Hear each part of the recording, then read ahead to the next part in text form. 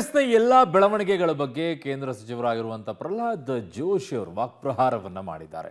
ಅವರೇನು ಹೇಳಿದ್ದಾರೆ? CM DCM ಹುದ್ದೆ ವಿಚಾರವನ್ನ ಕಾಂಗ್ರೆಸ್ನವರೇ ಸೃಷ್ಟಿ ಮಾಡಿದ್ದಾರೆ. ಒಂದು ಕಡೆಗೆ ಡಿಕೆಶಿ ನೋಟಿಸ್ ಕೊಡ್ತೀನಿ ಅಂತಾರೆ, ಆದರೆ ಸಿದ್ದರಾಮಯ್ಯ ಬಣ ಸವಾಲ್ ಹಾಕ್ತಾರೆ. ಗೊಂದಲಕ್ಕೆ ಸಿಎಂ ಸಿದ್ದರಾಮಯ್ಯನವರದ್ದೇ ಕೈವಾಡ ಅಂತ ಜೋಶಿ ಅವರು ಹೇಳಿದ್ದಾರೆ. ಸಿಎಂ ಚೇಂಜ್ ಮಾಡೋದು ಬಿಡೋದು ಅವರ ಆಂತರಿಕ ವಿಚಾರ ಅದು. ಆದರೆ ನಾ ಹೇಳೋದು, ಇದನ್ನು ಬಹಿರಂಗವಾಗಿ ಚರ್ಚೆ ಮಾಡಿ ಇಡೀ ಆಡಳಿತ ವ್ಯವಸ್ಥೆಯನ್ನು ಒಂದು ರೀತಿಯಲ್ಲಿ ಸ್ಥಗಿತಗೊಳಿಸಲಾಗಿದೆ.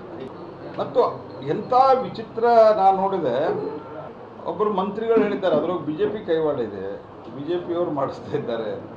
ಎಷ್ಟು ಬಾಲಿಶ ಇದ್ದಾರೆ ಕಾಂಗ್ರೆಸ್ ಪಾರ್ಟಿಯವರು. ಅಟ್ಲೀಸ್ಟ್ ಹೇಳಬೇಕಾದ್ರೆ ಸ್ವಲ್ಪ ವಿಚಾರ ಮಾಡಿ ಹೇಳಬೇಕು.